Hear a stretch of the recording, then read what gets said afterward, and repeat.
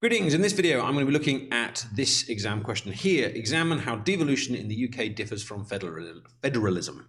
This is a pretty straightforward question, and I think if it came up in an exam, I would almost certainly attempt it because it fits very nicely the 12-mark model. And as long as you've got a range of examples and you know your stuff, it's probably a relatively simple one to kind of get 12 marks, really. And I do mean this is a question where you should be able to get 12 marks. So let's just talk about the basics. It's 12 markers, so you don't need an introduction, you don't need a conclusion. There's no AO3 marks, so you don't need to be evaluating. It's just AO1 and AO2. So when it says examine how devolution in the UK differs from federalism, what we're looking for really is probably 3 paragraphs looking at 3 differences between the UK and US. Now, you could write this essay talking about how it is in the UK and how it is in the US and do kind of 2 big sections like that. But 100% from my advice, don't. When I was this was the paper I marked last year. Any student that did that, they got decent AO1, but their AO2 was terrible because they weren't really comparing the two. They were just saying the UK is this,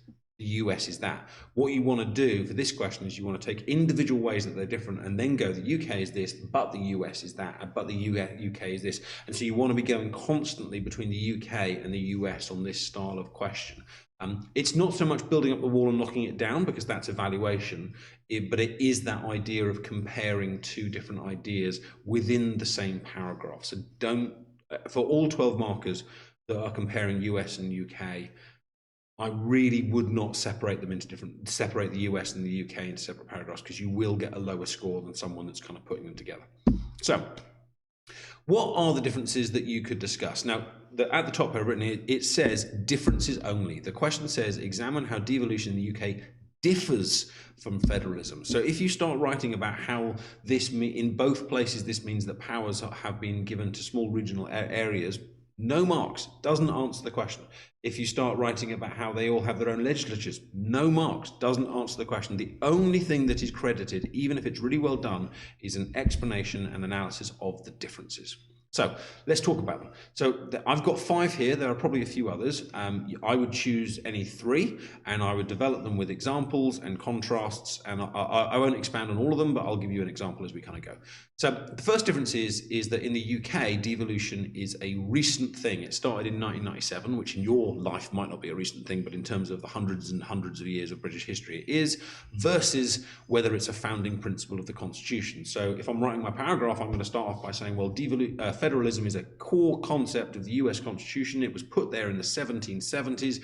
It was entrenched into their constitutional ideas. It was one of the key ideas when they were putting the whole country together. Whereas in the UK, it came along far later. After years and years and years of parliamentary sovereignty, you then had these parliaments created, these regional parliaments created, and they were created kind of one at a time. Whereas in the UK, in the US, they were all created simultaneously. Note how I went back and forth there between the US and the UK. Whereas in the UK, this means that they are devolution is kind of still happening and still kind of been developing with the idea of English votes for English laws, whereas in the US it's kind of fully finalized. So you're just constantly kind of flipping between the two, saying, well, it's this and it's that. But I'm all on that topic of, is it a recent policy versus founding principle? And throw in, just like I did there, English votes for English laws, mentioning the Scottish Parliament, mentioning individual American states, mentioning the Constitution, so getting those ideas in.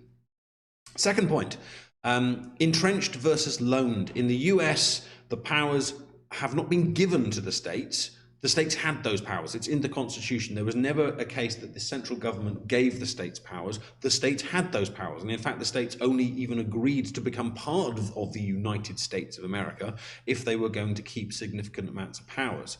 Whereas in the UK, those powers are loaned out by the central government. The central government has all of the powers, and then they choose which ones that they kind of give out. And the fact that it is entrenched versus loans, and this is the key point of this paragraph, is in that they belong to the states and cannot be taken back by the central government in the US, whereas in the UK, they can be taken back. And if you look at the Northern Ireland, where the Northern Ireland Assembly was closed because they couldn't agree, they fell out with each other. If you look at the GLC, which is the Greater London Council, which Margaret Thatcher closed, these powers can be given and these powers can be taken back in the UK.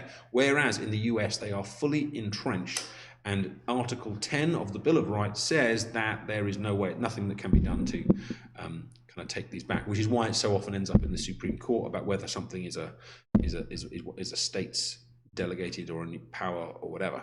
And you could link that, whereas I might link the second point into the third point, which is the enumerated versus reserved powers versus parliamentary sovereignty. In the Constitution, in Article 4, it kind of says, these are the clear powers that are reserved to the states, whereas in the UK, ultimately Parliament is responsible for all of them, and so the Parliament can kind of say, yes, you're in charge of that, and yes, you're in charge of that.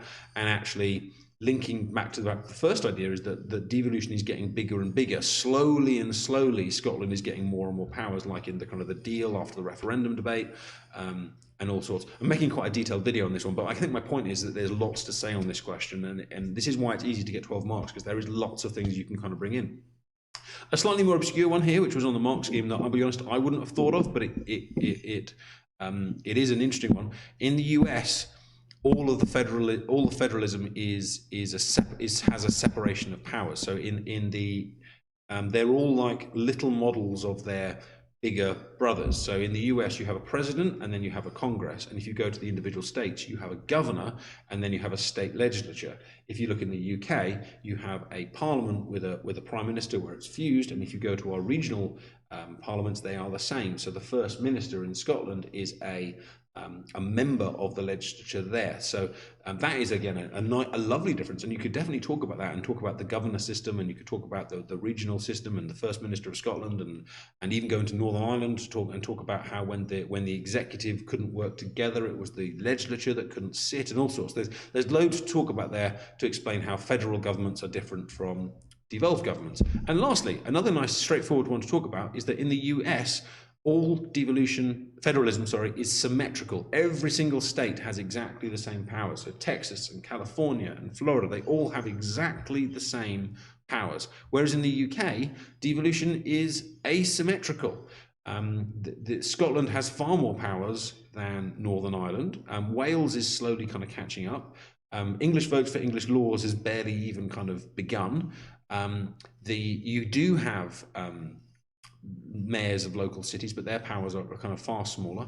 But they are different from one another. Scottish powers are not exactly the same. And even in the name, Scottish Parliament, Welsh Assembly, they are different, whilst they are perhaps becoming slowly more similar over time. But remember, this is not an essay about similarities, it's about differences. So loads to say.